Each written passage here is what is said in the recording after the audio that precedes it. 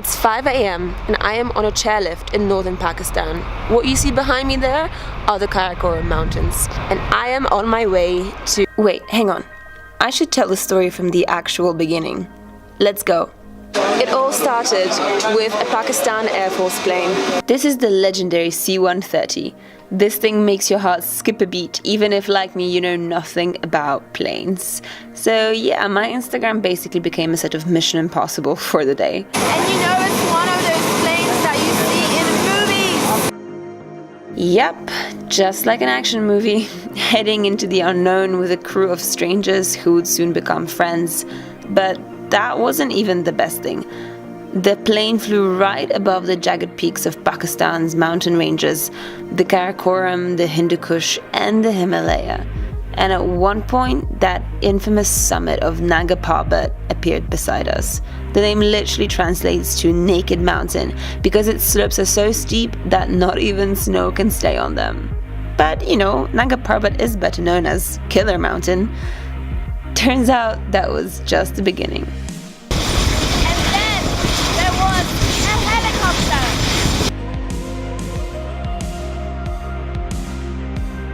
You obviously can't hear anything I say, but I just claimed that this is even cooler than the plane. There you have it. Valleys of Lower Hunza in northern Pakistan. And when you're there, it blows your mind. Everything is bigger than you can imagine. The beauty so intense, it's almost heartbreaking.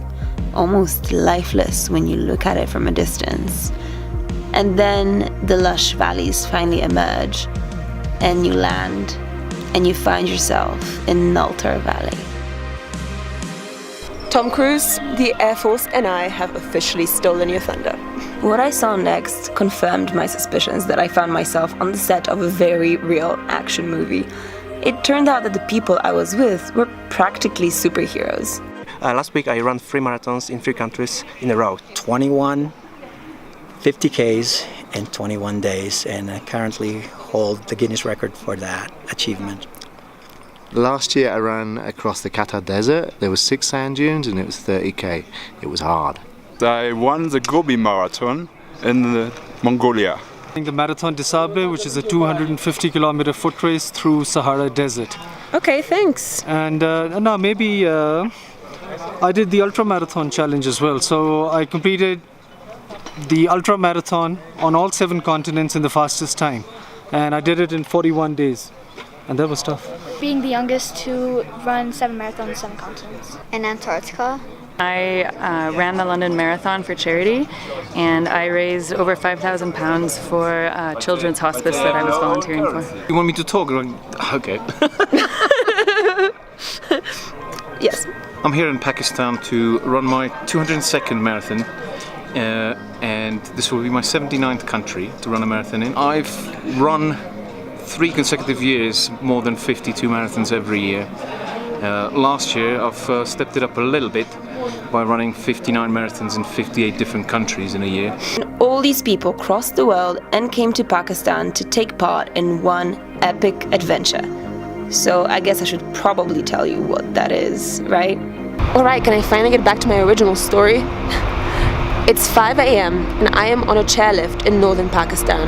What you see behind me there are the Karakoram Mountains. I am on my way to a high-altitude marathon organized by the Pakistan Air Force and Z Adventures. Since it's pretty dark outside and I have to use my phone to light up my face, let me show you how this route actually looks during the day. That's right. The start of the marathon is at the top of this chairlift. But before we begin, I guess like with all of these mountain things, there are some problems that you just don't end up anticipating. Like this. That's the starting line. And that's a herd of cows. But you know what, I think I was the only person paying attention to our furry friends here. Because in the minds of everybody else, this ultra-challenging race was just about to begin. They were getting ready in their heads, they were warming up their bodies, and they were waiting for it to start. I can't imagine that anticipation. Guys, a marathon is no joke. I mean, it's 42 kilometers, and this one is on the unforgiving tracks of Naltar Valley in the mountains of northern Pakistan. Some of these runners are absolute beginners, others are pretty much pros and have beaten world records. Some belong to the Air Force and others have come here just for this one race. So let's wish them luck, and I think they're just about to stop. Pause for a moment to really grasp this scene. All these people from Pakistan and around the world running together in a remote valley in this complex, beautiful country. And that's it, they're off. And as the runners started moving through that difficult terrain at 3,500 meters of altitude, the scene began to sink in for me. We were all here together, in one of the most beautiful places on earth, in a country so misunderstood that most people never chose to see it for themselves. But we were here.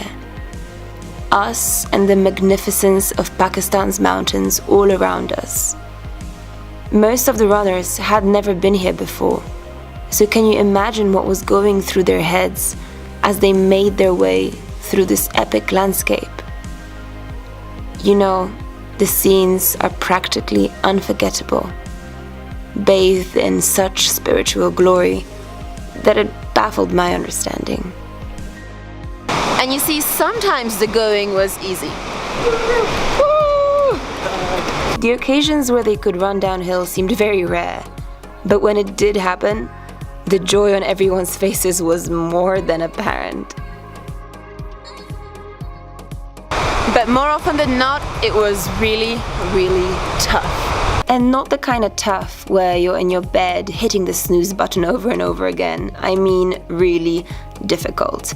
The kind of tough where you're constantly negotiating with yourself, pushing your own mind to give you strength to take that one extra step, where you're awestruck by the magnificence of what you see around you, but you're also cursing the mountains for how much they demand of you. And yet, you keep on running. And running. And running. Or in my case, jumping around, cheering for the runners alongside the village kids, and witnessing some pretty special scenes. I mean, I guess these cows must have been inspired by the runners too, right?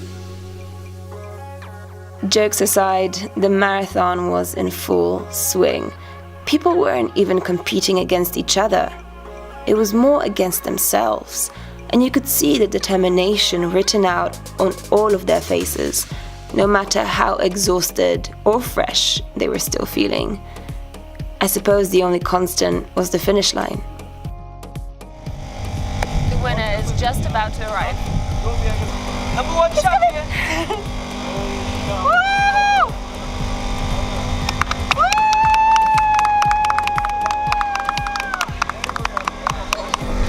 The most shocking thing is that he doesn't look tired at all.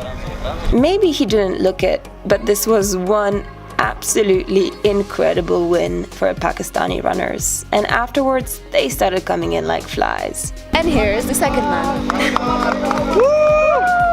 And we've got the third. Here's the fourth. And here we've got Steve. And here's the next one. And there's another one.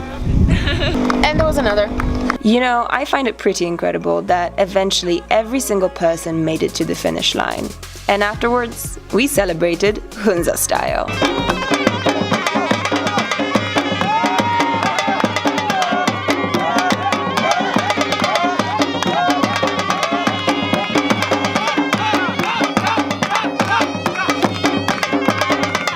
When all the celebrations were done and all the selfies and photos taken, I decided to pester some of the runners and ask them about their experience. Caroline told me that coming here and doing this race, I would fall in love with trail running. I did, and I take that back now, actually. That was probably the toughest challenge we've ever done. It's the most horrific thing I've ever done in my life.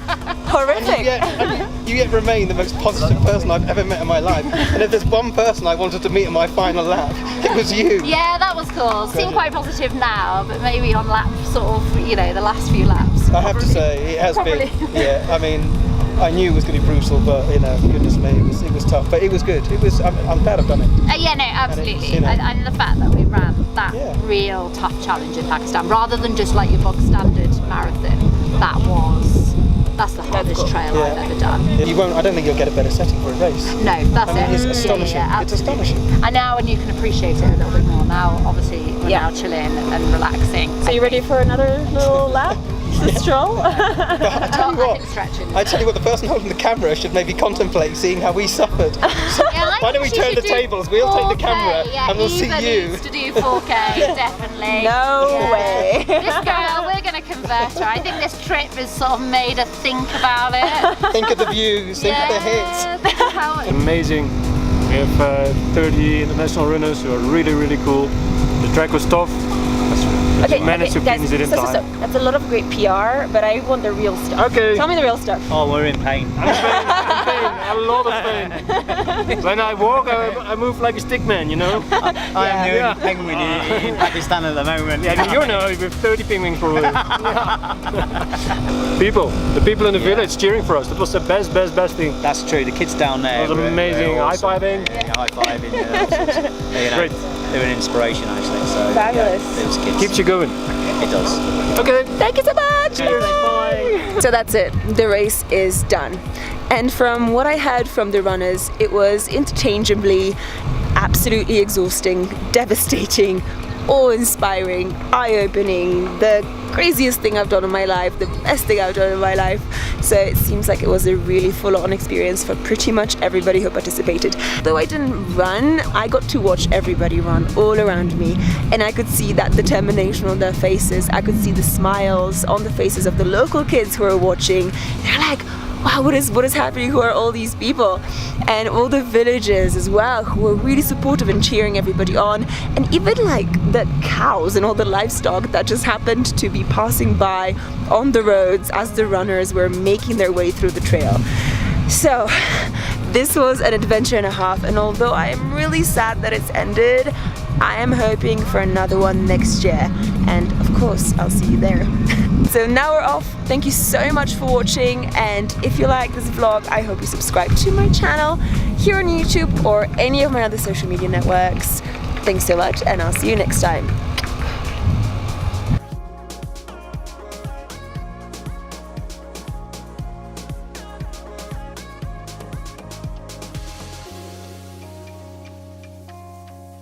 You know what? Maybe I should have made this into a horror movie, not an action movie.